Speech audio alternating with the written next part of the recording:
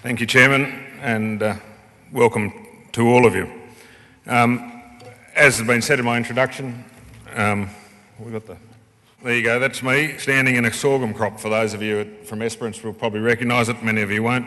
It's a very specific northern region crop, and this year it's had a very tough year, let me tell you. It was great to hear the good news coming out of Western Australia, but the east has really been suffering.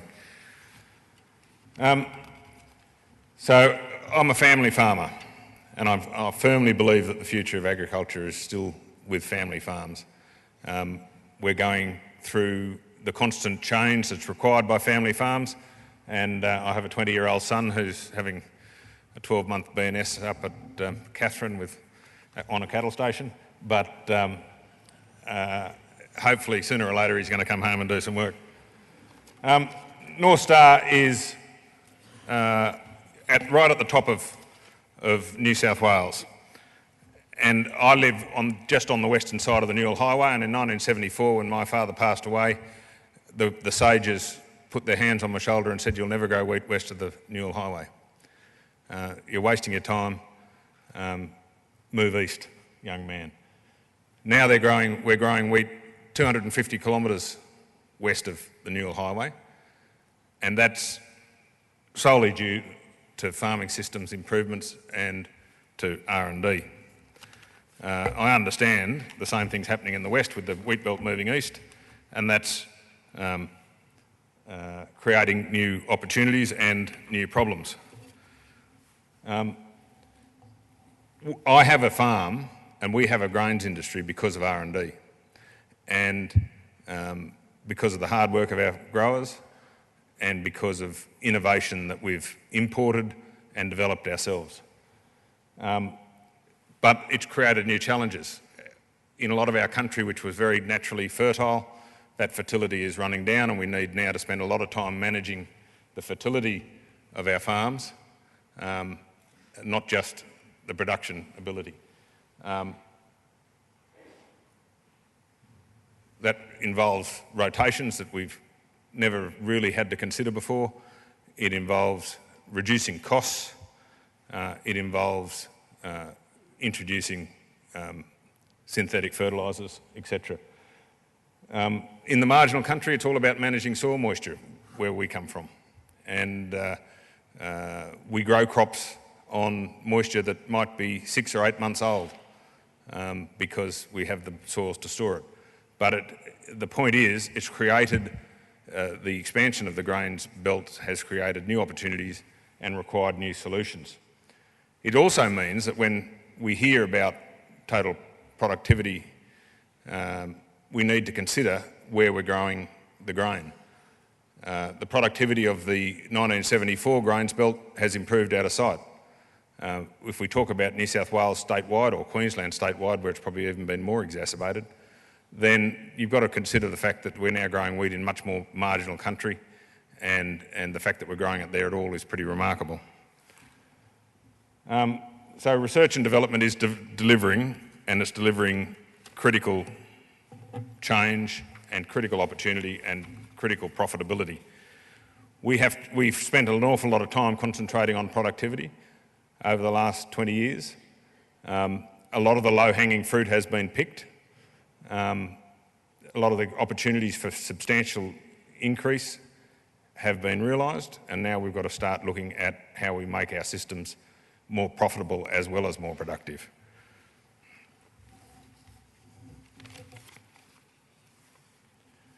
GRDC has a hierarchy of decision-making processes, and one of the things I'm most proud of is that virtually all the decision-making is local in some way. There is a portion of our portfolio which is what we call national research, and frankly, it's there because there's no point doing it 3 times in 3 regions or 5 times in 5 states when the solutions are applied across the country. But the vast majority of our effort is identified by locals. In Western Australia, we have some 80 local farmers and scientists involved in deciding what research is done in Western Australia. Virtually none of the research that's done in Western Australia is decided by anybody else, except for a little bit of the national program that Western Australia actually does. So we've got a big group of farmers, many of whom are sitting in this room. I'm very fortunate to have Kim Halbert, I think, my Deputy Chairman here today from Western Australia. Jeremy Burden, another Director of GRDC, is here today. We've got Peter Roberts and Darren Hughes, who are the engine rooms of the Western Panel. The Western Panel works continuously to make sure that the priorities of Western Australian farmers are met through the investments of GRDC. And I have to say I've had the honour of working with, I think, all the Western Panel chairmen bar one, and going right back to Mick McGuinness, who was from Merredin many years ago. And Peter's doing a really outstanding job,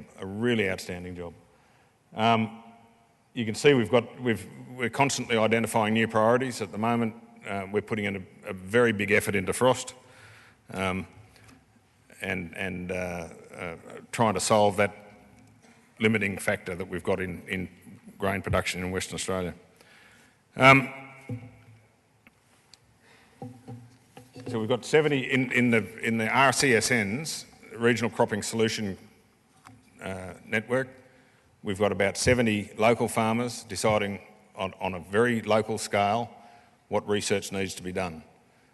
We've also got the Western Panel deciding on a statewide basis what the bigger questions that need to be solved are.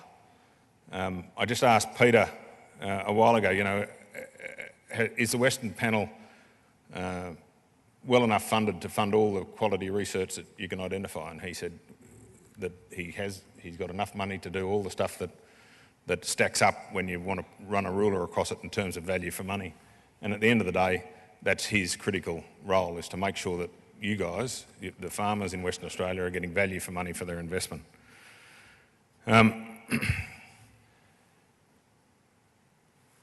So it's all about trying to hit the spot. Just recently we had a Kwinana Regional Cropping Solutions Network said they identified that they needed some business management opportunities for learning.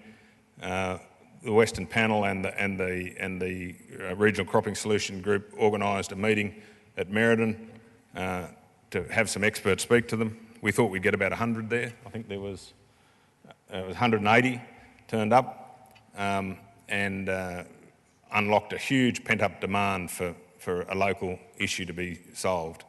That was an issue that was driven by the local people at a kitchen table meeting. It was identified, it was worked up into a workable structure by Darren and the group, and then funded by GRDC and delivered a great outcome for those people. So my message is GRDC is trying to be, and is succeeding, I think, in being a very local organisation with national horsepower behind it.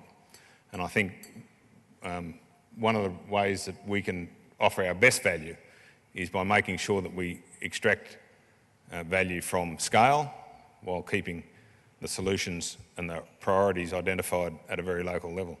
So welcome to these updates. I'm looking forward to the next couple of days, and I'm looking forward to meeting many of you. Thank you.